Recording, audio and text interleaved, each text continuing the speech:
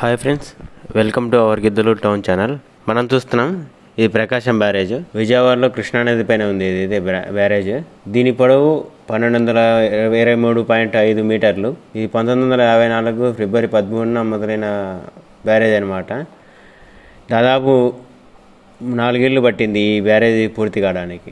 ఆ టైంలో 1957 డిసెంబర్ 24కు రాకపోకలు అయితే మొదలయ్యాయి. ప్రకాశం బ్యారేజ్ పైన రాకపోకలు అయితే మొదలయ్యాయి. ఈ బ్యారేజ్ నిర్మాణానికి అయితే 2.78 కోట్లు ఖర్చు అయింది.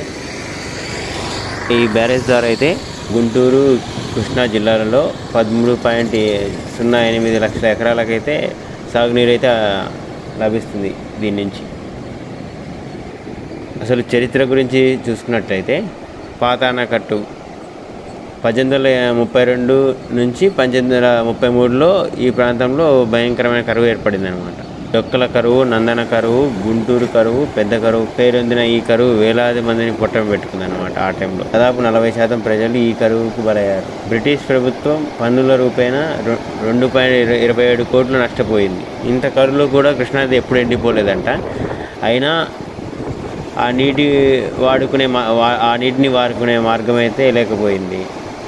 ఈ పరిస్థితుల్లో కృష్ణానది సాగు వాడుకునే ఉద్దేశంతో నదిపైన ఒక ఆనకట్టు ప్రతిపాదించారనమాట. ఆ ప్రతిపాదన రావడానికి దాదాపు 20 ఏళ్ళు పట్టింది.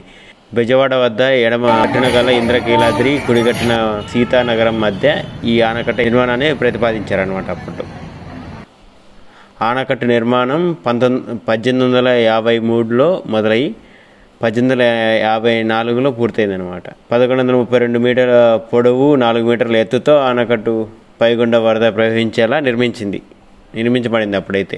దీనికి ఖర్చు మాత్రం 1.49 కోట్లు అయింది. 10 ప్రధాన కాలువల ద్వారా సాగునీటి సరఫరా చేయడం మొదలుపెట్టారు ఈ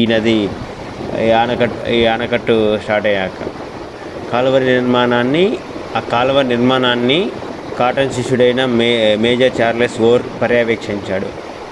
100 సంవత్సరాల పాటు ఆనకట్టు ప్రజల వరప్రసాదమైందనమాట. ఇది 1952లో వచ్చిన వరదలకి ఈ పాత బ్యారేజీ కొట్టుకుపోవడంతో మరో ఆనకట్టు ఆవశ్యకత ఏర్పడింది అనమాట. అంటే కొత్తగా ఆనకట్టు ఏర్పడడానికి అప్పుడు వరద రావడం వల్ల కొట్టుకుపోయింది 1952లో. పాతగా ఆనకట్టు కొట్టుకుపోయిన వెంటనే కొత్త బ్యారేజ్ నిర్మాణానికి మొదలైందనమాట. కొత్త నిర్మాణం మొదలైంది. కొత్తగా ఏర్పడిన ఆంధ్ర రాష్ట్రం ఈ ప్రాజెక్టుకు చేపట్టిందనమాట. అప్పుడు కొత్తలో మన ఆంధ్ర రాష్ట్రం ఏర్పడింది. ఆ టైంలో మాత్రం ఈ ప్రాజెక్ట్ని అయితే చేపట్టడం జరిగింది. పాత ఆనకట్టుకు కొద్ది మీటర్ల ఎగువన బ్యారేజ్ని నిర్మించారు. ఇసుక పునాదులపై నిర్మించిన ఈ బ్యారేజీ నీటి నియంత్రణకే కాక 24 అడుగుల వెడల్పుతో రోడ్డుకు ఇరువైపులా 5 అడుగుల వెడల్పుతో నడకదారి కలిగి ఉండి ఈ రోడ్డు చెన్నై కోల్కతా జాతీయ రహదారి 16లో ఉంది. ఈ రోడ్డు మాత్రం బ్యారేజ్కి తూర్పు పడమటలో కృష్ణా డెల్టా ప్రాంతంలో దాదాపు 13.08 లక్షల ఎకరాలకు ఈ బ్యారేజీ నుంచి సాగునీరైతే లభిస్తుందన్నమాట. ఇది మహబూబ్నగర్ జిల్లా జూరాల వద్ద రాష్ట్రంలోకి ప్రవేశించింది. కృష్ణా జిల్లా నాగలంక, కోడూరు వద్ద 2 పాయలుగా బంగాళాఖాతంలో కలిసే కృష్ణానదిపై చిట్ట చివరి ఆనకట్ట అనమాట. ఇది ప్రకాశం బ్యారేజ్ అనేది చిట్ట చివరి ఆనకట్ట అనమాట.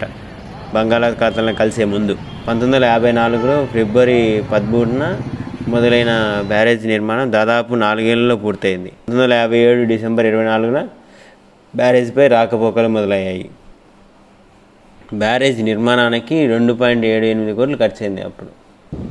అంటే ఈ మధ్యకాలంలో వరదలు కూడా బాగా రావడం వల్ల ఎంత ఆహ్లాదకరంగా ఉంటుందంటే ఇక్కడ జనాలు వచ్చి ఫోటోలు దిగడము, వచ్చి వీక్షించడము సాయంత్రం పూట.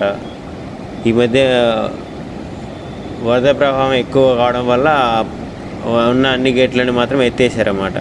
ప్రకాశం బ్యారేజ్ గురించి ఇది ఫ్రెండ్స్. దీని గురించి మీకు తెలిస్తే కామెంట్ రూపంలో తెలియజేయగలరు.